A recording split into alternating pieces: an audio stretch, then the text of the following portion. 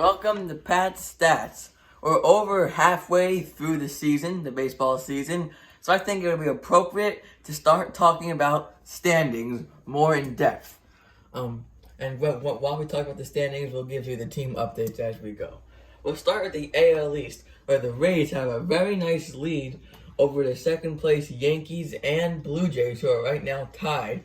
The Yankees have been struggling of late. The Blue Jays have been hot of late. They're 6-4 in their last 10 games. Both are 21-18, 5.5 games out of first place. The Orioles are cooling off. They're 18-21, 8.5 games out of first place. And then the Red Sox, they were never really close in the race. They're 13.5 out. Now the AL Central, where it's a very close race for first place. Of course, this year, first and second place in each division makes the playoffs. But at this rate, all three of these teams are going to make the playoffs. You have the White Sox right now with a half-game lead over the Indians and the Twins, who are both half a game out. It's a very good race. These are three good teams. We'll see what happens. Obviously, the Tigers and the Royals are for 4th and 5th. Tigers are better than we all thought, but still not really that close, and the Royals not really that close at all. For the AL West, the A's have a 3.5 game lead over the Astros, who have just been like 500 kind of lately a little bit. The Mariners, next closest team, which is not that close, and then the Angels and Rangers are both completely out of it. So then you have the AL wild card. Of course, the first place teams from each division make it, and the second place teams from each division make it, and then the two next best teams from the league. So for the AL, you have the Rays, A's, and White Sox being the first place teams. The Indians, Twins, Blue Jays, Astros, and Yankees are all in the playoffs. The Blue Jays, Astros, and Yankees are all tied for the last three spots at 21-18, but they'd all make it. It'd just be a matter of a tiebreaker just to determine like the ranks of those teams. The next closest team is the Orioles and Tigers, who are 3 games out. I wouldn't be surprised if these 8 teams are the teams that actually end up making the playoffs. Very good chance. And then you get to the playoff odds. I got this from Baseball Reference.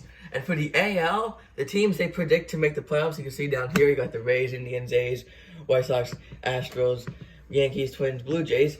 Those are the teams that would make it if they ended today. The order might be a little bit different, and then there's a lot of stuff over here. We won't really read it. You'll see all the way on the right. It shows you how the change has been in the last 1 day, 7 days, and 30 days. Yeah, so like I said, I'm very good chance that those 8 teams will make it. Moving on to the NL, we have the NL East. It's an interesting division. I predicted that the Braves would get in first place, and it looks like they have a 2-game lead over the Phillies, who are actually hot right now. The Marlins had been hot. They're about at 500, 4-6 in the last 10 games. They're at 500 right now, 3.5 out. The Mets are 4-6 in their last 10 games. They're 5.5 out. And the Nationals have not been good this season. They're 10 games under 500, 8.5 games out of first place. For the NL Central, the Cubs once had a pretty good-sized lead in the first place, but that's shrunk a little bit. The Cardinals, they've been on and off, but they're over 500 right now, only 2.5 out. The Brewers and Reds are 2 teams that are kind of struggling. They're both 5-5 in their last 10 games, and they're 4-5 games out, respectively. I don't know if the Reds are going to make the playoffs this year, but the Brewers sure have a chance if they can get hot, I think. And the Pirates, they're not really that close. Last division, we got the NL West with the Dodgers, who have 30 wins already. They have a 6-game lead over the Padres, who are a very good team, but amazingly, they're 6 games out. The Rockies are 1 game under 500, but they've shown that they can get hot, as have the Giants. And then you have the Diamondbacks 10 games under. They're struggling this season. I don't know if they'll make it. So now you have the NL wild card. You have the Dodgers, Braves, and Padres being the first place teams, and then you have the Cubs, Phillies, Cardinals, Marlins, and Rockies that will make the playoffs.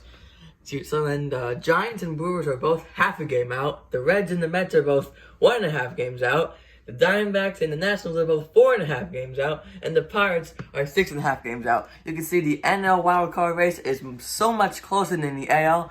the total amount of games back, the AL teams are exactly double the NL teams, which is a crazy stat. It just shows that the NL is so much better. And then you get to the NL playoff odds, and unlike the AL, the playoff odds predict two different teams that will make the playoffs, different than if it actually ended today. Those teams are the Mets and the Giants. The odds predict that the Mets and Giants will make it, rather than the other two teams. I forget who it was. But other than that, it stays pretty much the same. They don't. I think it was the Marlins and the Rockies. Those are the teams that they do not think will make the playoffs. But if the season ended today, they would. I've been frequently checking, and they never showed the Marlins really to be that high, since no one thought they would be good. And they do have a bunch of games coming up. They have like so many doubleheaders. Coming into the other day, they had like 28 games in 24 days, a lot of games. The Cardinals have that similar kind of schedule too, with a bunch of doubleheaders. But I still think they will make the playoffs. Moving on from the standings, we're going to talk about the top 5 hitters from last week. You have number 5 with Ian Happ with 5 home runs.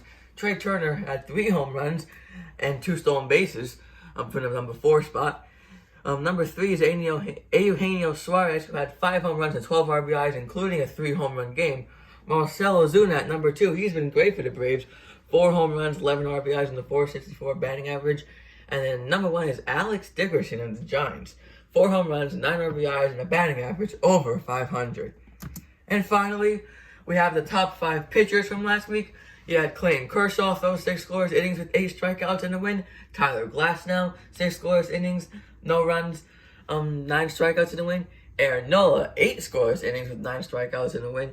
Yu Darvish, 7 innings, 11 strikeouts, only 1 run with the win. And the number 1 pitcher is Adam Wainwright, who had 2 starts last week with 15 strikeouts and allowed 4 earned runs, and both starts he got the win.